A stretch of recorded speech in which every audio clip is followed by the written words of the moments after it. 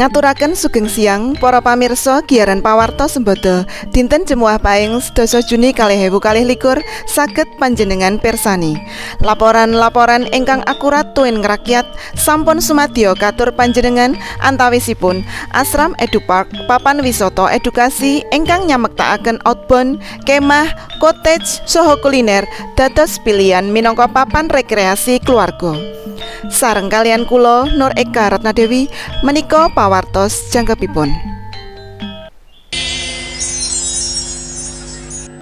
Asram Edupark madeg ing lahan ingkang wiyaripun 11 hektar. Mapan ing Dusun Jomblang, Desa Sendangati, Kecamatan Mlati, Kabupaten Sleman, Daerah Istimewa Yogyakarta. Papan wisata edukasi menika minangka asil patembayatan tigang dusun. Inggih menika Dusun Jomblang, Dusun Kebon Agung, saha Dusun Beran. Asram Edupark dipun rancang dados laboratorium alam ingkang saged kajangka dening sinten kemawon.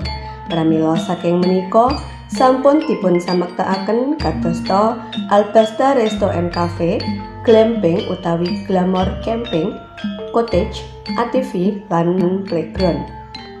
Outbound lan barbecue cooking experience ingkang nyengkuyung misi kasebat tentu kemawon tansah caos unsur edukasi dumateng pengunjung. Satemah wonten kaunggulan ingkang dipun suguhaken. Ing wekdal samangke Asram Edupark nggadhahi pangangkah sageta ngrembakakaken potensi ingkang wonten.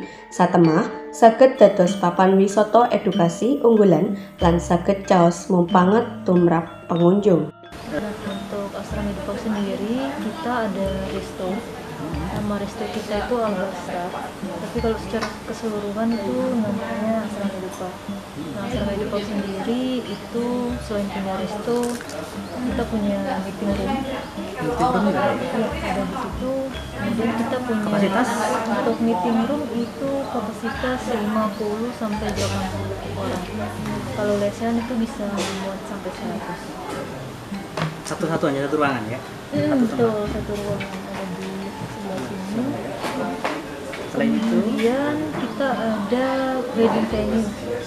Di Wedding venue kedua itu ada di outdoor resto di depan. Di depan. Nah, itu untuk kapasitasnya 200. Nah, yang ketiga itu ada di glamping area. Di glamping area itu yang paling luas itu bisa untuk 500 orang. Nah, selain wedding venue, kami juga punya playground. Jadi kalau ada anak-anak itu bisa main di situ.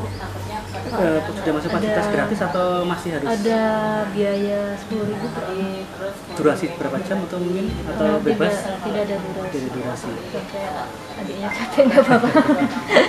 Oke, kemudian kami punya cottage di belakang. Itu ada 10 kamar. Satu kamar isi berapa tempat itu? Satu kamar itu diisi 2 orang.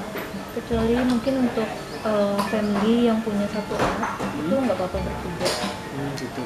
Untuk satu malamnya biaya atau mungkin? Kalau per malam itu di normal season itu 275. Dengan fasilitas? Di base, fasilitas kamarnya itu standar hotel. Ada AC, TV, wifi, ada heater, coffee maker, itu ada. Makan pagi atau itu terus atau? Nanti include voucher senilai 25.000 yang bisa ditukar di restoran. Kemudian untuk weekend itu di harga 300. Nanti sudah include voucher juga. Nah, kemudian kami punya glamping. Jadi glamping itu glamour camping, dimana beda dari camping biasanya, camping pada umumnya. Nah, kalau di glamping itu nanti sudah disediakan bed. Jadi ada kasurnya di situ. Ya, kasur, tenda, satu dum tenda. atau tenda dum. Albasta Resto and Cafe maneka warni daharan saha unjukan ingkang dipun samektakaken saged dipun order lumantar scan barcode. Glamping utawi glamour camping. Wahana camping kanthi fasilitas barbecue cooking experience awujud atraksi masak stick dening chef kanthi langsung. Cottage minangka salah setunggaling fasilitas awujud papan panginepan kangge liburan ugi nambah pengalaman lumantar laboratorium alam. Sakmenika kula wonten ing cottage. Cottage menika minangka salah setunggaling fasilitas ingkang wonten Asram Edupark. Menika minangka papan panginepan kagem keluarga utawi sinten kemawon ingkang ngersakaken liburan ing tata menika.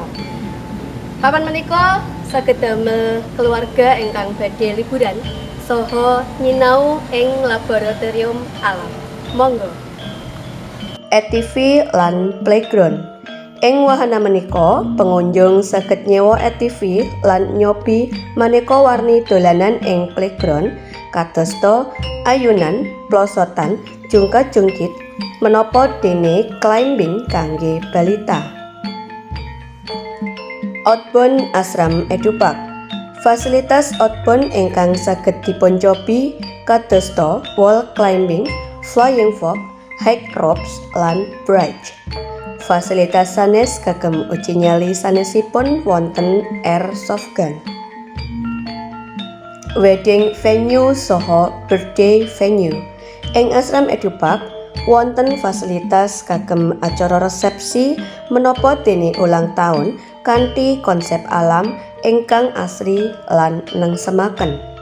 Pawartos kasebat mungkasi sesarengan kula panjenengan sami wonten ing pawartos sembada ing siang menika. Sampun ngantos kesupen tansah njagi kesehatan kanthi njagi protokol kesehatan. Mugi Ngayogyakarta tansah kuncara saindenging bawana. Kanthi sesanti Jaya-jaya Wijayanti tetepa nyawiji ing UNY TV. Sugeng siang lan matur nuwun.